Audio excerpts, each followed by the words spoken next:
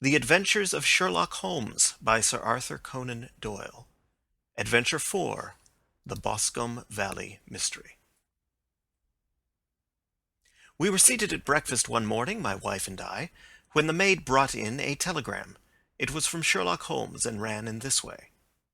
Have you a couple of days to spare? Have just been wired for from the west of England in connection with Boscombe Valley tragedy. Shall be glad if you will come with me. Air and scenery perfect. Leave Paddington by the 11:15. "What do you say, dear?" said my wife, looking across at me. "Will you go?" "I really don't know what to say. I have a fairly long list at present." "Oh, Anstruther would do your work for you. You have been looking a little pale lately. I think that the change would do you good. And you are always so interested in Mr. Sherlock Holmes's cases." "I should be ungrateful if I were not, seeing what I gained through one of them," I answered. "But if I am to go, I must pack at once, for I have only half an hour." My experience of camp life in Afghanistan had at least had the effect of making me a prompt and ready traveler. My wants were few and simple, so that in less than the time stated, I was in a cab with my valise, rattling away to Paddington Station. Sherlock Holmes was pacing up and down the platform, his tall, gaunt figure made even gaunter and taller by his long grey travelling cloak and close-fitting cloth cap. "It is really very good of you to come, Watson," said he. "It makes a considerable difference to me, having someone with me on whom I can thoroughly rely. Local aid is always either worthless or else biased. If you will keep the two corner seats, I shall get the tickets." We had the carriage to ourselves, save for an immense litter of papers which Holmes had brought with him. Among these he rummaged and read, with intervals of note-taking and of meditation, until we were past Reading. Then he suddenly rolled them all into a gigantic ball and tossed them up onto the rack. "Have you heard anything of the case?" he asked. "Not a word. I have not seen a paper for some days." "The London press has not had very full accounts. I have just been looking through all the recent papers in order to master the particulars. It seems from what I gather to be one of those simple cases which are so extremely difficult." "That sounds a little paradoxical." "But it is profoundly true. Singularity is almost invariably a clue. The more featureless and commonplace a crime is, the more difficult it is to bring it home. In this case, however, they have established a very serious case against the son of the murdered man." "It is a murder, then?" "Well, it is conjectured to be so. I shall take nothing for granted until I have the opportunity of looking personally into it. I will explain the state of things to you as far as I have been able to understand it in a very few words. Boscombe Valley is a country district not very far from Ross in Herefordshire. The largest landed proprietor in that part is a Mr. John Turner, who made his money in Australia and returned some years ago to the old country. One of the farms which he held, that of Hatherley, was lent to Mr. Charles McCarthy, who was also an ex-Australian. The men had known each other in the colonies, so that it was not unnatural that, when they came to settle down, that they should do so as near each other as possible. Turner was apparently the richer man, so McCarthy became his tenant, but still remained, it seems, upon terms of perfect equality, as they were frequently together. McCarthy had one son, a lad of 18, and Turner had an only daughter of the same age, but neither of them had wives living. They appear to have avoided the society of the neighbouring English families, and to have led retired lives, though both the McCarthys were fond of sport, and were frequently seen at the race meetings of the neighbourhood. McCarthy kept two servants, a man and a girl. Turner had a considerable household, some half-dozen at the least. That is as much as I have been able to gather about the families. Now for the facts. On June 3rd, that is Monday last, McCarthy left his house at Hatherley about 3 in the afternoon and walked down to the Boscombe Pool, which is a small lake formed by the spreading out of the stream which runs down the Boscombe Valley. He had been out with his serving-man in the morning at Ross, and he had told the man that he must hurry, as he had an appointment of importance to keep at 3. From that appointment he never came back alive. From Hatherley farmhouse to the Boscombe Pool is a quarter of a mile, and 2 people saw him as he passed over this ground. One was an old woman, whose name is not mentioned, and the other was William Crowder, a gamekeeper in the employ of Mr. Turner. Both these witnesses deposed that Mr. McCarthy was walking alone. The gamekeeper adds that within a few minutes of his seeing Mr. McCarthy pass, he had seen his son, Mr. James McCarthy, going the same way with a gun under his arm. To the best of his belief, the father was actually in sight at the time, and the son was following him. He thought no more of the matter until he heard in the evening of the tragedy that had occurred. The two McCarthys were seen after the time when William Crowder, the gamekeeper, lost sight of them. The Boscombe pool is thickly wooded round, with just a fringe of grass and of reeds round the edge. A girl of 14, Patience Moran, who is the daughter of the lodge-keeper of the Boscombe Valley estate, was in one of the woods picking flowers. She states that while she was there she saw, at the border of the wood and close by the lake, Mr. McCarthy and his son, and that they appeared to be having a violent quarrel. She heard Mr. McCarthy the elder using very strong language to his son, and she saw the latter raise up his hand as if to strike his father. She was so frightened by their violence that she ran away and told her mother when she reached home that she had left the two McCarthys quarrelling near Boscombe Pool, and that she was afraid that they were going to fight. She had hardly said the words when young Mr. McCarthy came running up to the lodge to say that he had found his father dead in the wood, and to ask for the help of the lodge-keeper. He was much excited, without either his gun or his hat, and his right hand and sleeve were observed to be stained with fresh blood. On following him, they found the dead body stretched out upon the grass beside the pool. The head had been beaten in by repeated blows of some heavy and blunt weapon. The injuries were such as might very well have been inflicted by the butt end of his son's gun, which was found lying on the grass within a few paces of the body. Under these circumstances the young man was instantly arrested, and a verdict of wilful murder having been returned at the inquest on Tuesday, he was on Wednesday brought before the magistrates at Ross, who have referred the case to the next assizes. Those are the main facts of the case, as they came out before the coroner and the police court. "I could hardly imagine a more damning case," I remarked. "If ever circumstantial evidence pointed to a criminal, it does so here." "Circumstantial evidence is a very tricky thing," answered Holmes thoughtfully. "It may seem to point very straight to one thing, but if you shift your own point of view a little, you may find it pointing in an equally uncompromising manner to something entirely different. It must be confessed, however, that the case looks exceedingly grave against the young man, and it is very possible that he is indeed the culprit. There are several people in the neighbourhood, however, and among them Miss Turner, the daughter of the neighbouring landowner, who believe in his innocence, and who have retained Lestrade, whom you may recollect in connection with the study in scarlet, to work out the case in his interest. Lestrade, being rather puzzled, has referred the case to me, and hence it is that two middle-aged gentlemen are flying westward at 50 miles an hour, instead of quietly digesting their breakfasts at home." "I am afraid," said I, "that the facts are so obvious that you will find little credit to be gained out of this case." "There is nothing more deceptive than an obvious fact," he answered, laughing. "Besides, we may chance to hit upon some other obvious facts, which may have been by no means obvious to Mr. Lestrade. You know me too well to think that I am boasting when I say that I shall either confirm or destroy his theory by means which he is quite incapable of employing or even of understanding. To take the first example to hand, I very clearly perceive that in your bedroom the window is upon the right-hand side, and yet I question whether Mr. Lestrade would have noticed even so self-evident a thing as that." "How on earth—" "My dear fellow, I know you well. I know the military neatness which characterizes you. You shave every morning, and in this season you shave by the sunlight. But since your shaving is less and less complete as we get farther back on the left side, until it becomes positively slovenly as we get round the angle of the jaw, it is surely very clear that that side is less illuminated than the other. I could not imagine a man of your habits looking at himself in an equal light and being satisfied with such a result. I only quote this as a trivial example of observation and inference. Therein lies my métier, and it is just possible that it may be of some service in the investigation which lies before us. There are one or two minor points which are brought out in the inquest and which are worth considering."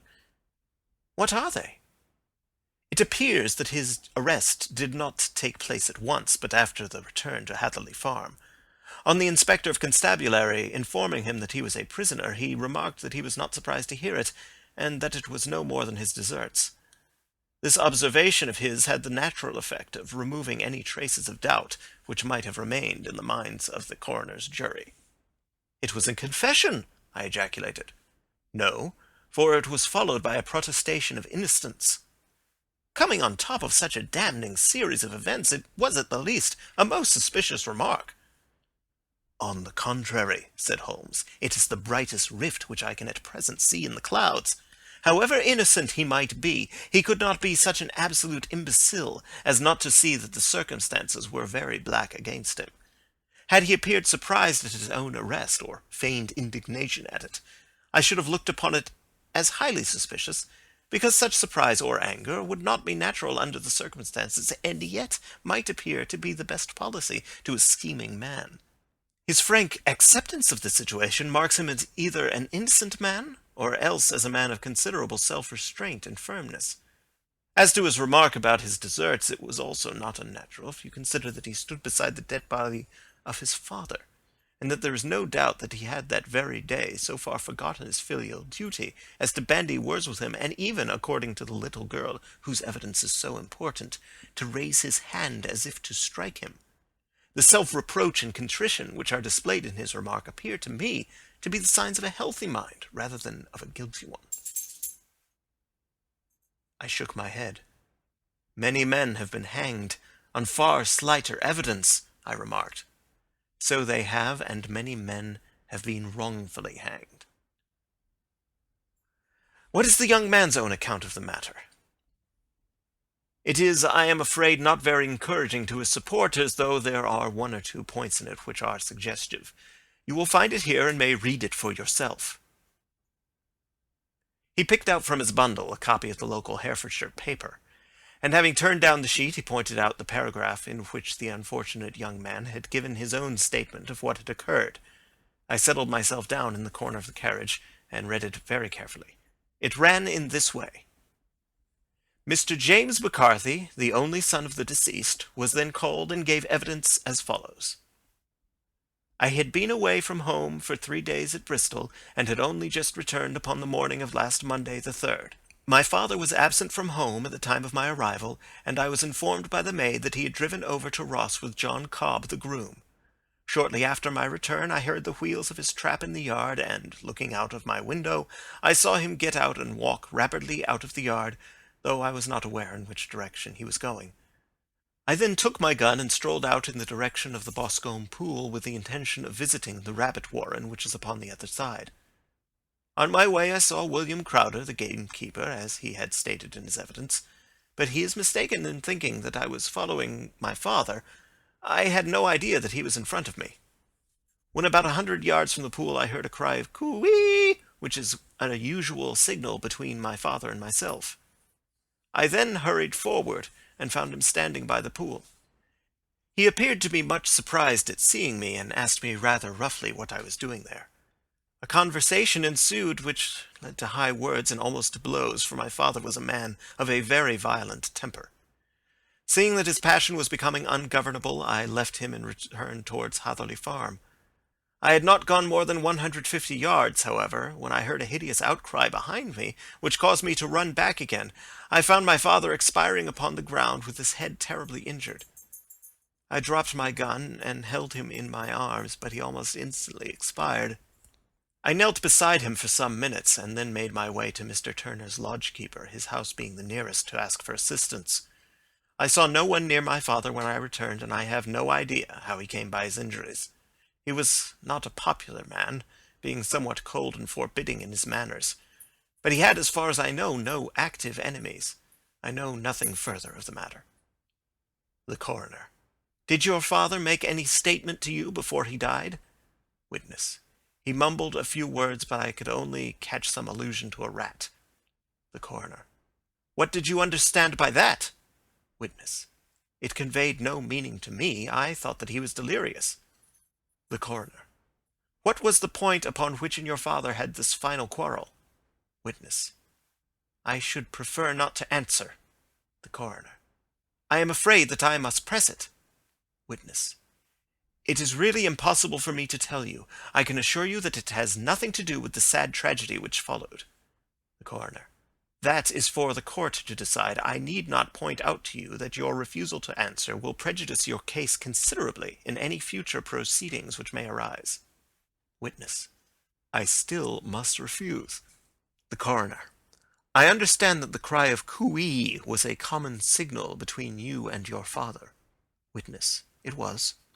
The coroner: "How was it then that he uttered it before he saw you and before he even knew that you had returned from Bristol?" Witness, with considerable confusion: "I do not know." A juryman: "Did you see nothing which aroused your suspicions when you returned on hearing the cry and found your father fatally injured?" Witness: "Nothing definite." The coroner: "What do you mean?" Witness: "I was so disturbed and excited as I rushed out into the open that I could think of nothing except my father. Yet I have a vague impression that as I ran forward, something lay upon the ground to the left of me. It seemed to be something grey in colour, a coat of some sort, or a plaid perhaps. When I rose from my father, I looked round for it, but it was gone." "Do you mean that it had disappeared before you went to help?" "Yes, it was gone." "You cannot say what it was?" "No, I had a feeling something was there." "How far from the body?" "A dozen yards or so." "And how far from the edge of the wood?" "About the same." "Then if it was removed, it was while you were within a dozen yards of it?" "Yes, but with my back towards it." This concluded the examination of the witness. "I see," said I, as I glanced down the column, "that the coroner in his concluding remarks was rather severe upon young McCarthy. He calls attention, and with reason, to the discrepancy about his father having signalled to him before seeing him, and also to his refusal to give details of his conversation with his father, and his singular account of his father's dying words. They are all, as he remarks, very much against the son." Holmes laughed softly to himself, and stretched himself out upon the cushioned seat. "Both you and the coroner have been at some pains," said he, "to single out the very strongest points in the young man's favour. Don't you see that you alternately give him credit for having too much imagination and too little? Too little if he could not invent a cause of quarrel which would give him the sympathy of the jury. Too much if he evolved from his own inner consciousness anything so outré as a dying reference to a rat, and the incident of the vanishing cloth. No, sir, I shall approach this case from the point of view that what this young man says is true, and we shall see whither that hypothesis will lead us. And now here is my pocket Petrarch, and not another word shall I say of this case until we are on the scene of action. We lunch at Swindon, and I see that we shall be there in 20 minutes. It was nearly 4 o'clock when we at last, after passing through the beautiful Stroud Valley and over the broad gleaming Severn, found ourselves at the pretty little country town of Ross. A lean ferret-like man, furtive and sly-looking, was waiting for us upon the platform. In spite of the light brown dustcoat and leather leggings which he wore in deference to his rustic surroundings, I had no difficulty in recognizing Lestrade of Scotland Yard. With him we drove to the Hereford Arms, where a room had already been engaged for us. "I have ordered a carriage," said Lestrade, as we sat over a cup of tea. "I knew your energetic nature, and that you would not be happy until you had been on the scene of the crime." "It was very nice and complimentary of you," Holmes answered. "It is entirely a question of barometric pressure." Lestrade looked startled. "I do not quite follow," he said. "How is the glass? 29, I see. No wind and not a cloud in the sky. I have a case full of cigarettes here which needs smoking, and the sofa is very much superior to the usual country hotel abomination. I do not think that it is probable that I shall use the carriage tonight." Lestrade laughed indulgently. "You have no doubt already formed your conclusions from the newspapers," he said. "The case is as plain as a pikestaff, and the more one goes into it, the plainer it becomes. Still, of course, one can't refuse a lady, and such a very positive one, too. She has heard of you, and would have your opinion, though I repeatedly told her that there was nothing which you could do which I had not already done. Why, bless my soul, here is her carriage at the door." He had hardly spoken before there rushed into the room one of the most lovely young women that I have ever seen in my life. Her violet eyes shining, her lips parted, a pink flush upon her cheeks, all thought of her natural reserve lost in her overpowering excitement and concern. "Oh, Mr. Sherlock Holmes!" she cried. glancing from one to the other of us, and finally with a woman's quick intuition fastening upon my companion. "I am so glad that you have come. I have driven down to tell you so. I know that James didn't do it. I know it, and I want you to start upon your work knowing it too. Never let yourself doubt upon that point. We have known each other since we were little children, and I know his faults, as no one else does, but he is too tender-hearted to hurt a fly. Such a charge is absurd to anyone who really knows him." "I hope we may clear him, Miss Turner," said Sherlock Holmes. "You may rely upon my doing all that I can." "But you have read the evidence. You have formed some conclusion. Do you not see some loophole, some flaw? Do you not yourself think that he is innocent?" "I think that it is very probable." "There now," she cried, throwing back her head and looking defiantly at Lestrade. "You hear? He gives me hopes." Lestrade shrugged his shoulders. "I am afraid that my colleague has been a little quick in forming his conclusions," he said. "But he is right. Oh, I know that he is right. James never did it. And about his quarrel with his father, I am sure that the reason why he would not speak about it to the coroner is because I was concerned in it." "In what way?" asked Holmes. "It is no time for me to hide anything. James and his father had many disagreements about me. Mr. McCarthy was very anxious that there should be a marriage between us. James and I have always loved each other as brother and sister, but of course he is young and has seen very little of life yet, well, naturally he did not wish to do anything like that yet, so there were quarrels, and this, I am sure, was one of them." "And your father?" asked Holmes. "Was he in favor of such a union?" "No, he was averse to it also. No one but Mr. McCarthy was in favor of it." A quick blush passed over her fresh young face as Holmes shot one of his keen, questioning glances at her. "Thank you for this information," said he. "May I see your father if I call tomorrow?" "I am afraid the doctor won't allow it." "The doctor?" "Yes. Have you not heard? Poor father has never been strong for years back, but this has broken him down completely. He is taken to his bed, and Dr. Willows says that he is a wreck, and that his nervous system is shattered. Mr. McCarthy was the only man alive who had known Dad in the old days in Victoria." "Ha! In Victoria, that is important." "Yes, at the mines." "Quite so, at the gold mines, where, as I understand, Mr. Turner made his money." "Yes, certainly." "Thank you, Miss Turner. You have been of material assistance to me." "You will tell me if you have any news tomorrow. No doubt you will go to the prison to see James. Oh, if you do, Mr. Holmes, do tell him that I know him to be innocent." "I will, Miss Turner." "I must go home now, for Dad is very ill, and he misses me so if I leave him. Goodbye, and God help you in your undertaking." She hurried from the room as impulsively as she had entered, and we heard the wheels of her carriage rattle off down the street. "I am ashamed of you, Holmes," said Lestrade with dignity after a few minutes' silence. "Why should you raise up hopes which you are bound to disappoint? I am not over-tender of heart, but I call it cruel." "I think that I see my way to clearing James McCarthy," said Holmes. "Have you an order to see him in prison?" "Yes, but only for you and me." "Then I shall reconsider my resolution about going out. We have still time to take a train to Hereford and see him tonight?" "Ample." "Then let us do so. Watson, I fear that you will find it very slow, but I shall only be away a couple of hours." I walked down to the station with them, and then wandered through the streets of the little town, finally returning to the hotel, where I lay upon the sofa, and tried to interest myself in a yellow-backed novel. The puny plot of the story was so thin, however, when compared to the deep mystery through which we were groping, and I found my attention wander so continually from the action to the fact, that I at last flung it across the room and gave myself up entirely to a consideration of the events of the day. Supposing that this unhappy young man's story were absolutely true, then what hellish thing, what absolutely unforeseen and extraordinary calamity could have occurred between the time when he parted from his father and the moment when, drawn back by his screams, he rushed into the glade? It was something terrible and deadly. What could it be?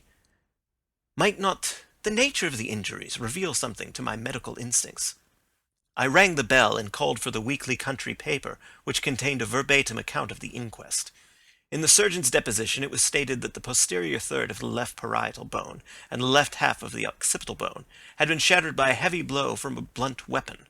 I marked the spot upon my own head. Clearly such a blow must have been struck from behind. That was to some extent in favor of the accused, as when seen quarreling he was face to face with his father. Still, it did not go for very much, for the older man might have turned his back before the blow fell. Still, it might be worthwhile to call Holmes's attention to it. Then there was the peculiar dying reference to a rat. What could that mean? It could not be delirium. A man dying from a sudden blow does not commonly become delirious. No, it was more likely to be an attempt to explain how he met his fate. But what could it indicate? I cudgelled my brains to find some possible explanation. And then the incident of the grey cloth seen by young McCarthy. If that were true, the murderer must have dropped some part of his dress, presumably his overcoat, in his flight, and must have had the hardihood to return and to carry it away at the instant when the son was kneeling with his back turned not a dozen paces off. What a tissue of mysteries and improbabilities the whole thing was! I did not wonder at Lestrade's opinion, and yet I had so much faith in Sherlock Holmes's insight that I could not lose hope as long as every fresh fact seemed to strengthen his conviction of young McCarthy's innocence. It was late before Sherlock Holmes returned. He came back alone, for Lestrade was staying in lodgings in the town. "The glass still keeps very high," he remarked as he sat down. "It is of importance that it should not rain before we are able to go over the ground. On the other hand, a man should be at his very best and keenest for such a nice work as that, and I did not wish to do it when fagged by a long journey. I have seen young McCarthy." "And what did you learn from him?" "Nothing." "Could he throw no light?" "None at all. I was inclined to think at one time that he knew who had done it and was screening him or her. But I am convinced now that he is as puzzled as everyone else. He is not a very quick-witted youth, though comely to look at, and I should think sound at heart." "I cannot admire his taste," I remarked, "if it is indeed a fact that he was averse to a marriage with so charming a young lady as this Miss Turner." "Ah, thereby hangs a rather painful tale. This fellow is madly, insanely in love with her, but some 2 years ago, when he was only a lad, and before he really knew her, for she had been away 5 years at a boarding school, what does the idiot do but get into the clutches of a barmaid in Bristol and marry her at a registry office? No one knows a word of the matter, but you can imagine how maddening it must be to him to be upbraided for not doing what he would give his very eyes to do, but which he knows to be absolutely impossible. It was sheer frenzy of this sort which made him throw his hands up into the air when his father, at their last interview, was goading him on to propose to Miss Turner. On the other hand, he had no means of supporting himself, and his father, who was by all accounts a very hard man, would have thrown him over utterly had he known the truth. It was with his barmaid wife that he had spent the last 3 days in Bristol, and his father did not know where he was. Mark that point. It is of importance.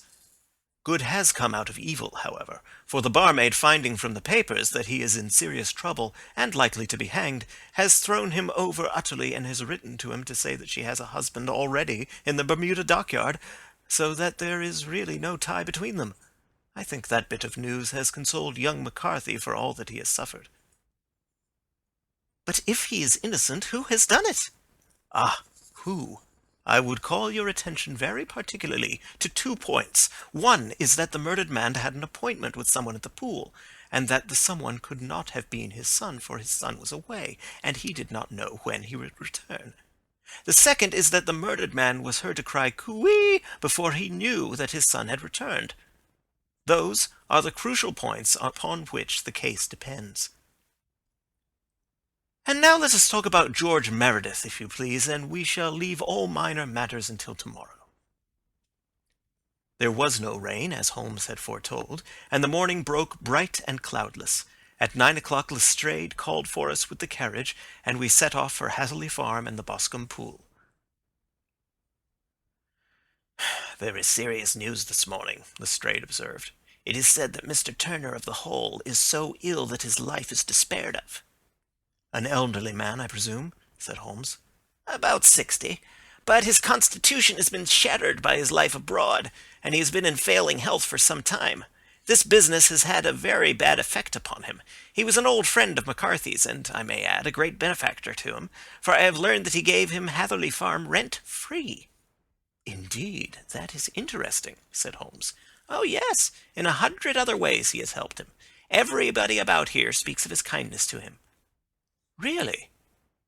Does it not strike you as a little singular that this McCarthy, who appears to have had little of his own, and to have been under such obligations to Turner, should still talk of marrying his son to Turner's daughter, who is presumably heiress to the estate, and that in such a very cocksure manner, as if it were merely a case of proposal and all else would follow?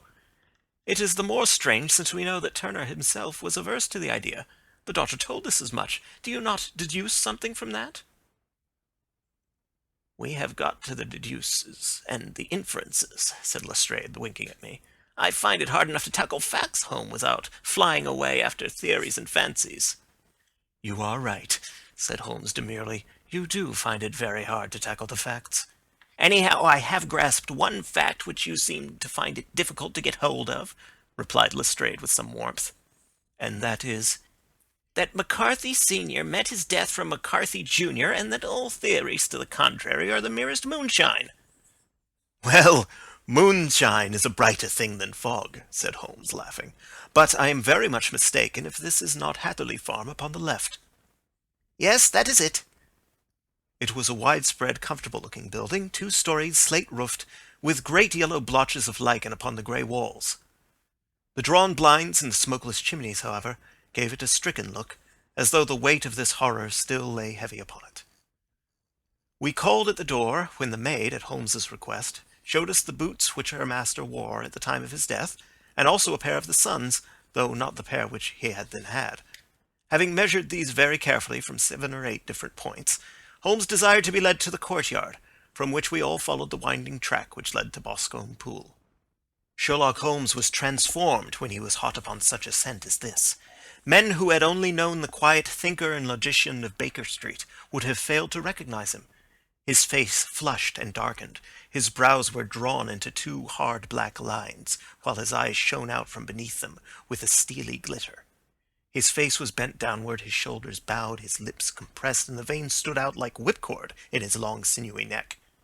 His nostrils seemed to dilate with a purely animal lust for the chase, and his mind was so absolutely concentrated upon the matter before him that a question or remark fell unheeded upon his ears, or at the most only provoked a quick, impatient snarl in reply. Swiftly and silently he made his way along the track which ran through the meadows, and so by way of the woods to the Boscombe Pool. It was damp, marshy ground, as is all that district, and there were marks of many feet, both upon the path and amid the short grass which bounded it on either side. Sometimes Holmes would hurry on, sometimes stop dead, and once he made quite a little detour into the meadow. Lestrade and I walked behind him, the detective indifferent and contemptuous, while I watched my friend with the interest which sprang from the conviction that every one of his actions was directed towards a definite end. The Boscombe Pool, which is a little reed-girt sheet of water some 50 yards across, is situated at the boundary between the Hatherley Farm and the private park of the wealthy Mr. Turner. Above the woods which lined it upon the farther side we could see the red, jutting pinnacles which marked the site of the rich landowner's dwelling. On the Hatherley side of the pool the woods grew very thick, and there was a narrow belt of sodden grass 20 paces across between the edge of the trees and the reeds which lined the lake. Lestrade showed us the exact spot at which the body had been found, and indeed so moist was the ground that I could plainly see the traces which had been left by the fall of the stricken man. To Holmes, as I could see by his eager face and peering eyes, very many other things were to be read upon the trampled grass. He ran round, like a dog who is picking up a scent, and then turned upon my companion. "What did you go into the pool for?" he asked. "I fished about with a rake. I thought there might be some weapon or other trace, but how on earth—" "Oh, tut, tut, I have no time. That left foot of yours with its inward twist is all over the place. A mole could trace it, and there it vanishes among the reeds. Oh, how simple it would have all been had I been here before they came like a herd of buffalo and wallowed all over it. Here is where the party with the lodge-keeper came, and they have covered all tracks for 6 or 8 feet round the body. But here are 3 separate tracks of the same feet." He drew out a lens and lay down upon his waterproof to have a better view, talking all the time rather to himself than to us. "These are young McCarthy's feet. Twice he was walking, and once he ran swiftly, so that the soles are deeply marked and the heels hardly visible. That bears out his story. He ran when he saw his father on the ground. Then here are the father's feet as he paced up and down. What is this, then? It is the butt end of the gun as the son stood listening. And this? Ha ha! What have we here? Tiptoes, tiptoes square, too. Quite unusual boots. They come, they go, they come again. Of course, that was for the cloak. Now, where did they come from? He ran up and down, sometimes losing, sometimes finding the track, until we were well within the edge of the wood and under the shadow of a great beech, the largest tree in the neighborhood. Holmes traced his way to the farther side of this and lay down once more upon his face with a little cry of satisfaction. For a long time he remained there, turning over the leaves and dried sticks, gathering up what seemed to me to be dust into an envelope, and examining with his lens not only the ground, but even the bark of the tree as far as he could reach. A jagged stone was lying among the moss, and this he also carefully examined and retained. Then he followed a pathway through the wood until he came to the high road, where all traces were lost. "It has been a case of considerable interest," he remarked, returning to his natural manner. "I fancy that this grey house on the right must be the lodge. I think that I will go in and have a word with Moran, and perhaps write a little note. Having done that, we may drive back to our luncheon. You may walk to the cab, and I shall be with you presently." It was about 10 minutes before we regained our cab and drove back into Ross, Holmes still carrying with him the stone which he had picked up in the wood. "This may interest you, Lestrade," he remarked, holding it out. "The murder was done with it." "I see no marks." "There are none." "How do you know, then?" "The grass was growing under it. It had only lain there a few days. There was no sign of a place whence it had been taken. It corresponds with the injuries. There is no sign of any other weapon." "And the murderer?" "Is a tall man, left-handed, limps with the right leg, wears thick-soled shooting boots and a grey cloak, smokes Indian cigars, uses a cigar holder, and carries a blunt penknife in his pocket. There are several other indications, but these may be enough to aid us in our search." Lestrade laughed. "I am afraid that I am still a skeptic," he said. "Theories are all very well, but we have to deal with a hard-headed British jury." "Nous verrons," answered Holmes calmly. "You work your own method, and I shall work mine. I shall be busy this afternoon, and shall probably return to London by the evening train." "And leave your case unfinished?" "No, finished." "But the mystery?" "It is solved." "Who is the criminal, then?" "The gentleman I describe." "But who is he?" "Surely it would not be difficult to find out. This is not such a populous neighborhood." Lestrade shrugged his shoulders. "I am a practical man," he said, "and I really cannot undertake to go about the country looking for a left-handed gentleman with a game leg. I should become the laughing-stock of Scotland Yard." "All right," said Holmes quietly. "I have given you the chance. Here are your lodgings. Goodbye. I shall drop you a line before I leave." Having left Lestrade at his rooms, we drove to our hotel, where we found lunch upon the table. Holmes was silent and buried in thought, with a pained expression upon his face, as one who finds himself in a perplexing position. "Look here, Watson," he said when the cloth was cleared. "Just sit down in this chair, and let me preach to you for a little. I don't know quite what to do, and I should value your advice. Light a cigar, and let me expound." "Pray do so." "Well, now, in considering this case, there are 2 points about young McCarthy's narrative which struck us both instantly, although they impressed me in his favor and you against him. One was the fact that his father should, according to his account, cry "cooey" before seeing him. The other was his singular dying reference to a rat. He mumbled several words, you understand, but that was all that caught the son's ear. Now, from this double point our research must commence, and we will begin it by presuming that what the lad says is absolutely true. What of this cooey, then? Well, obviously it could not have been meant for the son. The son, as far as he knew, was in Bristol. It was mere chance that he was within earshot. The cooey was meant to attract the attention of whoever it was that he had the appointment with. But cooey is a distinctly Australian cry, and one which is used between Australians. There is a strong presumption that the person whom McCarthy expected to meet him at Boscombe Pool was someone who had been in Australia. What of the rat, then? Sherlock Holmes took a folded paper from his pocket and flattened it out on the table. "This is a map of the colony of Victoria," he said. "I wired to Bristol for it last night." He put his hand over part of the map. "What do you read?" "A rat," I read. And now? He raised his hand. Ballarat. Quite so. That was the word the man uttered, and of which his son only caught the last two syllables. He was trying to utter the name of his murderer, so-and-so of Ballarat. "It is wonderful!" I exclaimed. "It is obvious. And now you see I had narrowed the field down considerably. The possession of a grey garment was a third point which, granting the son's statement to be correct, was a certainty.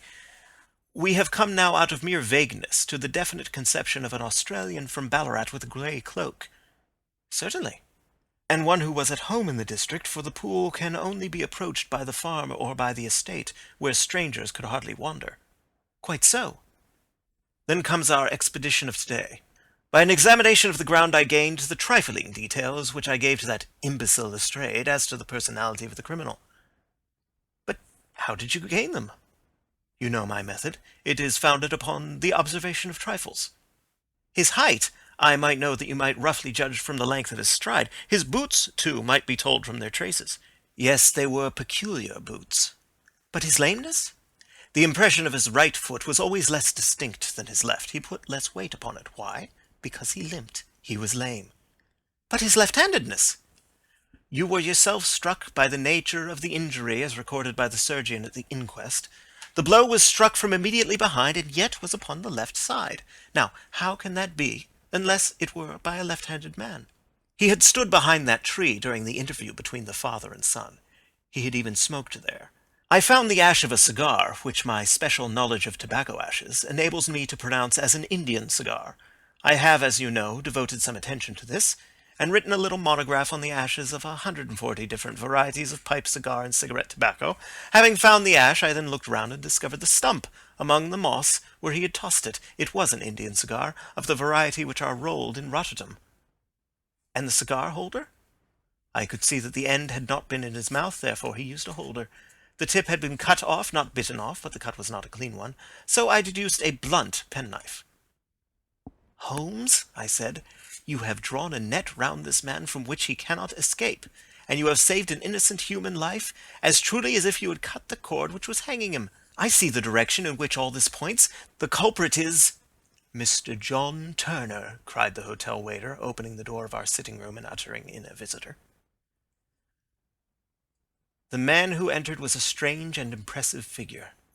His slow, limping step and bowed shoulders gave the appearance of decrepitude, and yet his hard, deep-lined, craggy features and his enormous limbs showed that he was possessed of unusual strength of body and of character. His tangled beard, grizzled hair, and outstanding drooping eyebrows combined to give an air of dignity and power to his appearance, but his face was of an ashen white, while his lips and the corners of his nostrils were tinged with a shade of blue. It was clear to me at a glance that he was in the grip of some deadly and chronic disease. "Pray sit down on the sofa," said Holmes gently. "You had my note?" "Yes, the lodge-keeper brought it up. You said that you wished to see me here to avoid scandal." "I thought people would talk if I went to the hall." "And why did you wish to see me?" He looked across at my companion with despair in his weary eyes, as though his question was already answered. "Yes," said Holmes, answering the look rather than the words. "It is so. I know all about McCarthy." The old man sank his face in his hands. "God help me," he cried. "But I would not have let the young man come to harm. I give you my word that I would have spoken out if it went against him at the assizes." "I am glad to hear you say so," said Holmes gravely. "I would have spoken now, had it not been for my dear girl. It would break her heart. It will break her heart when she hears that I am arrested." "It may not come to that," said Holmes. "What?" "I am no official agent. I understand that it was your daughter who required my presence here, and I am acting in her interests. Young McCarthy must be got off, however." "I am a dying man," said old Turner. "I have had diabetes for years. My doctor says it is a question whether I shall live a month. Yet I would rather die under my own roof than in a jail." Holmes rose and sat down at the table with his pen in his hand, and a bundle of paper before him. "Just tell us the truth," he said. "I shall jot down the facts, you will sign it, and Watson here can witness it. Then I could produce your confession at the last extremity to save young McCarthy. I promise you that I shall not use it unless it is absolutely needed." "It's as well," said the old man. "It's a question whether I shall live to the assizes, so it matters little to me, but I should wish to spare Alice the shock. And now I will make the thing clear to you. It has been a long time in the acting, but it will not take me long to tell. You didn't know this dead man, McCarthy. He was a devil incarnate, I tell you that. God keep you out of the clutches of such a man as he. His grip has been upon me these 20 years, and he has blasted my life. I'll tell you first how I came to be in his power. It was in the early 60s at the diggings. I was a young chap then, hot-blooded and reckless, ready to turn my hand at anything. I got among bad companions, took to drink, had no luck with my claim, took to the bush, and in a word became what you would call over here a highway robber. There were 6 of us, and we had a wild, free life of it, sticking up a station from time to time, or stopping the wagons on the road to the diggings. Black Jack of Ballarat was the name I went under, and our party is still remembered in the colony as the Ballarat Gang. One day, a gold convoy came down from Ballarat to Melbourne, and we lay in wait for it and attacked it. There were 6 troopers and 6 of us, so it was a close thing, but we emptied 4 of their saddles at the first volley. 3 of our boys were killed, however, before we got the swag. I put my pistol to the head of the wagon driver, who was this very man McCarthy. I wished to the Lord that I had shot him then, but I spared him, though I saw his wicked little eyes fixed on my face as though to remember every feature. We got away with the gold, became wealthy men, and made our way over to England without being suspected. There I parted from my old pals and determined to settle down to a quiet and respectable life. I bought this estate, which chanced to be in the market, and I set myself to do a little good with my money to make up for the way in which I had earned it.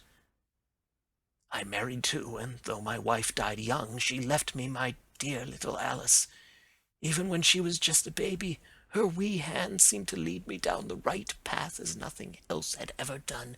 In a word, I turned over a new leaf and did my best to make up for the past. All was going well when McCarthy laid his grip upon me. I had gone up to town about an investment, and I met him in Regent Street with hardly a coat to his back or a boot to his foot. "Here we are, Jack," says he, touching me on the arm. "We'll be as good as a family to you. There's 2 of us, me and my son, and you can have the keeping of us. If you don't, it's a fine, law-abiding country is England, and there's always a policeman within hail." Well, down they came to the West Country. There was no shaking them off, and there they have lived rent-free on my best land ever since. There was no rest for me, no peace, no forgetfulness. Turn where I would, there was his cunning, grinning face at my elbow. It grew worse as Alice grew up, for he soon saw I was more afraid of her knowing my past than of the police. Whatever he wanted he must have, and whatever it was I gave him, without question. Land, money, houses, until at last he asked a thing which I could not give. He asked for Alice. His son, you see, had grown up, and so had my girl. And as I was known to be in weak health, it seemed a fine stroke to him that his lad should step into the whole property. But there I was firm. I would not have his cursed stock mixed with mine. Not that I had any dislike to the lad, but his blood was in him, and that was enough. I stood firm. McCarthy threatened. I braved him to do his worst. We were to meet at the pool midway between our houses to talk it over. When I went down there, I found him talking with his son, so I smoked a cigar and waited behind a tree until he should be alone. But as I listened to his talk, all that was black and bitter in me seemed to come uppermost. He was urging his son to marry my daughter with as little regard for what she might think, as if she were a slut from off the streets. It drove me mad to think that I and all that I held most dear should be in the power of such a man as this. Could I not snap the bond? I was already a dying and desperate man. Though clear of mind and fairly strong of limb, I knew that my own fate was sealed. But my memory and my girl both could be saved if I could but silence that foul tongue. I did it, Mr. Holmes. I would do it again. Deeply as I have sinned, I have led a life of martyrdom to atone for it. But that my girl should be entangled in the same meshes which held me was more than I could suffer. I struck him down with no more compunction than if he had been some foul and venomous beast. His cry brought back his son, but I had gained the cover of the wood, though I was forced to go back to fetch the cloak which I had dropped in my flight. That is the true story, gentlemen, of all that occurred. Well, it is not for me to judge you, said Holmes, as the old man signed the statement which had been drawn out. I pray that we may never be exposed to such a temptation. I pray not, sir. And what do you intend to do? In view of your health? Nothing. You are yourself aware that you will soon have to answer for your deed at a higher court than the assizes. I will keep your confession, and if McCarthy is condemned, I shall be forced to use it. If not, it shall never be seen by mortal eye, and your secret, whether you be alive or dead, shall be safe with us. Farewell, then, said the old man solemnly. Your own deathbeds, when they come, will be the easier for the thought of the peace which you have given to mine. Tottering and shaking in all his giant frame, he stumbled slowly from the room. God help us, said Holmes after a long silence. Why does fate play such tricks with poor, helpless worms? I never hear of such a case as this that I do not think of Baxter's words and say, there, but for the grace of God, goes Sherlock Holmes. James McCarthy was acquitted at the assizes on the strength of a number of objections which had been drawn out by Holmes and submitted to the defending counsel. Old Turner lived for 7 months after our interview, but he is now dead, and there is every prospect that the son and daughter may come to live happily together in ignorance of the black cloud which rests upon their past. End of Adventure 4, The Boscombe Valley Mystery.